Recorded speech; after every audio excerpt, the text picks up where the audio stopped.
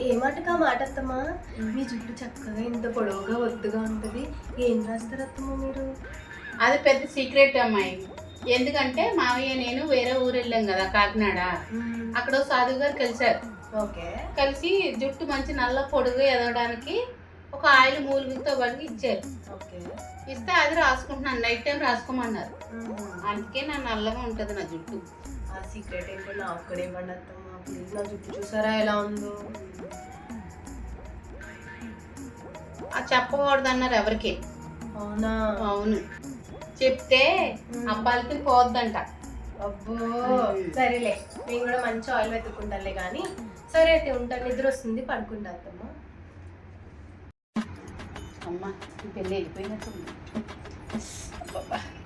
చాలా బరువుగా ఉంది. ఇదేమో కానీ మేనేజ్ చేయలేక చేస్తున్నాను. తిప్పేసి